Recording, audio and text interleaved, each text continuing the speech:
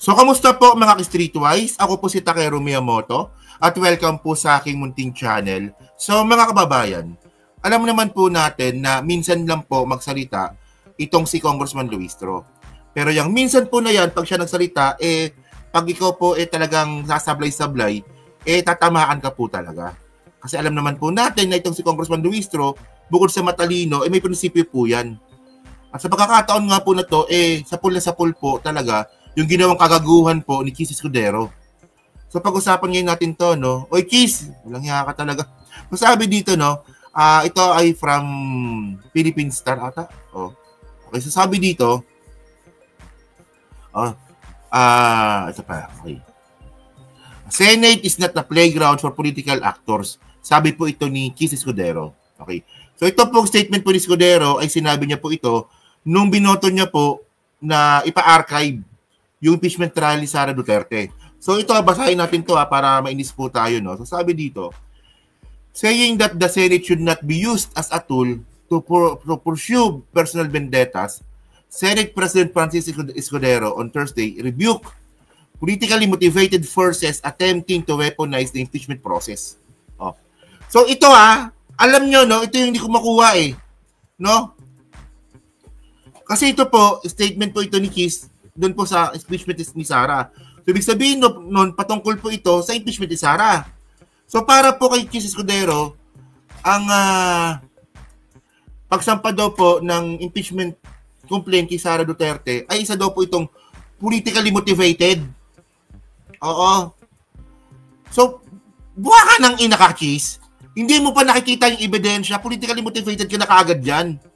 Diyan ako nainis Kasi alam niyo kung anong bad trip dito mga kababayan.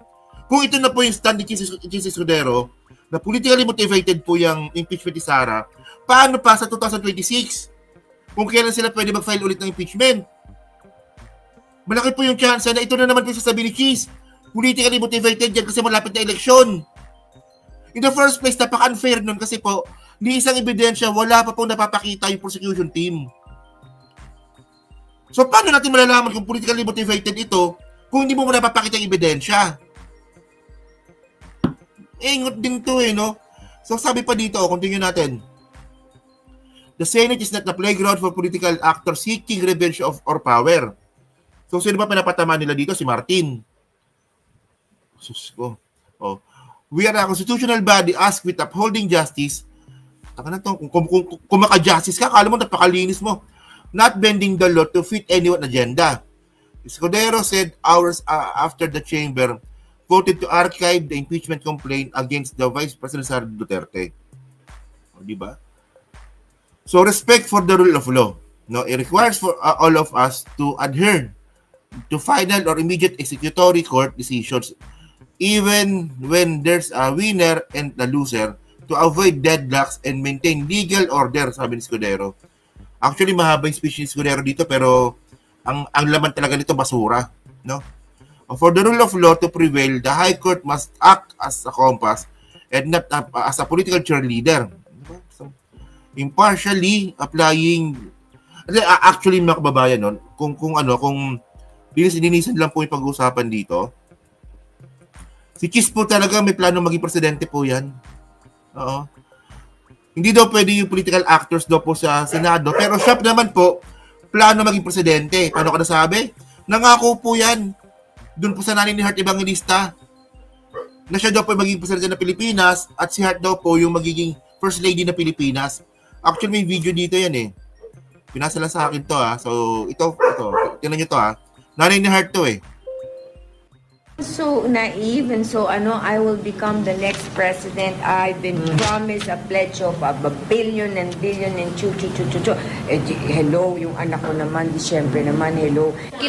O diba kasi nung alam naman po natin na nung nililigawan pa or nung napapakilala ata si Chis sa magulang ni Hart, hindi talaga tanggap yan si Chis kasi matanda na.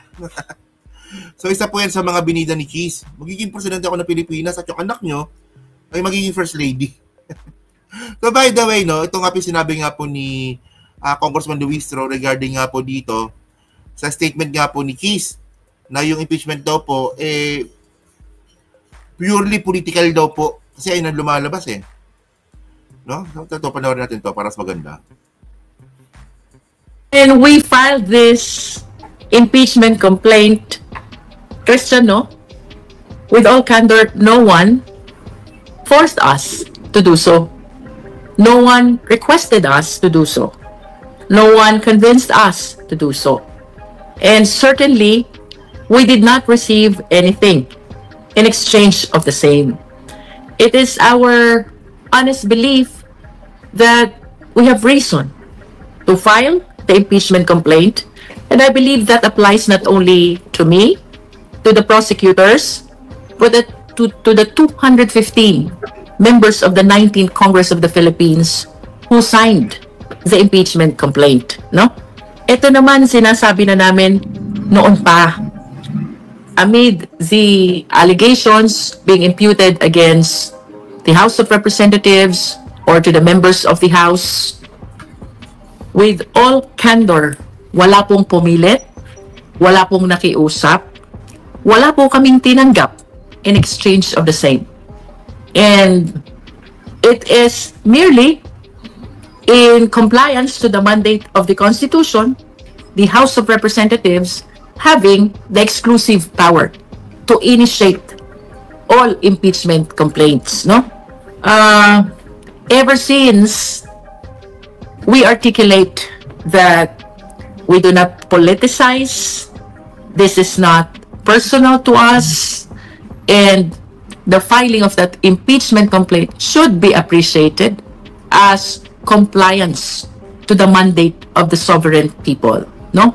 Ito po'y tungkulin na iniatang sa mababang kapulungan sa House of Representatives at kasama po ito sa ating pinanumpaan.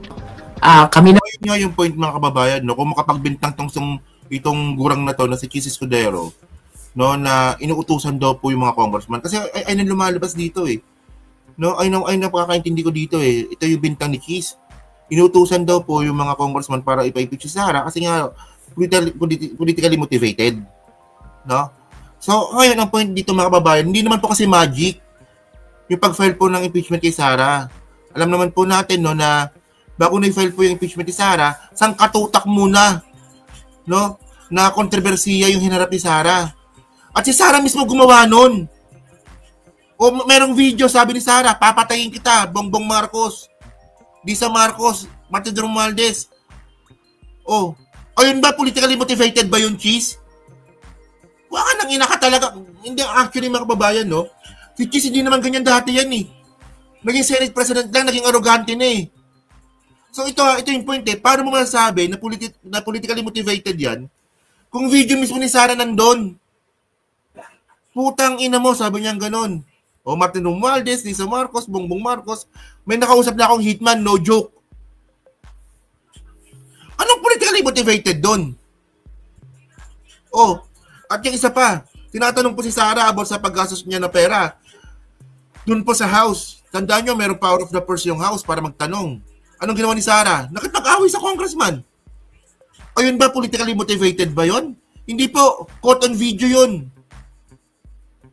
At nakakabastos naman to, Chis, para sabihin mong ganyan ang ginawa ng mga congressman kahit sang katutak pang ebidensya, no, na hindi nyo pinayagang i-present sa Senado. Politically motivated mo mukha mo. Ganun lang yun. Sige. Naman lahat halal. The members of the House, halal ng taong bayan. Ang mga senators, halal ng taong bayan. We will be judged by the Filipino people with respect to the actions and positions that we are taking today. In as far as we are concerned, we maintain our position. This is a constitutional duty. And we adhere to the letter and the spirit of the Constitution until the Supreme Court resolves our motion for reconsideration. In spite of the utterances made by some senators against the House of Representatives, alam namin what really happened, no? And with all candor, I will say it again, it is compliance to the mandate of the Constitution. Isa pa po, no, yung binanggit naman ni Senator Amy, yung, di ko alam kung pabiro o pailalim, no? Eh, bakit hindi na lang daw yung speaker ang palitan? Well, How do you it respond to that? depends on the members of the House of Representatives, Christian. And the last time I checked, the manifesto was signed by 287 members of the House, supporting the speakership of Congressman Martin Romualdez. And then during his election as such, 269 of us voted for him. I think this is a call that belongs exclusively to the members of the 20th Congress of the Philippines. We heard her loud and clear, no? Pero I believe that to this point in time, Speaker Martin really has the utmost trust and confidence of most of the supermajority of the members of the 20th Congress of the Philippines. I wish to respond to all the questions with the guidance of the Constitution, no? Kasi mas maiging makita ng taong bayan na bagaman there are varying opinions, conflicting positions between the House and the Senate, mas enlightening siguro na ang discussion is guided by the existing laws and ultimately by the provisions of the Constitution instead of highly politicized comments and utterances coming from... Kasi ang totoo dito mga kababayan, kung meron man namumulitika dito, hindi po yung House yun. Yung mga senador po yun. No, lalong-lalo na si Sandok, si Amy. Ano, may plano pala maging presidente si Amy. Kaya galit na galit. Oh. So ngayon mga kababayan kasi, no, dahil po dyan sa mga kagaguhan nga pong ginawa ni Cheese at saka ng Senado.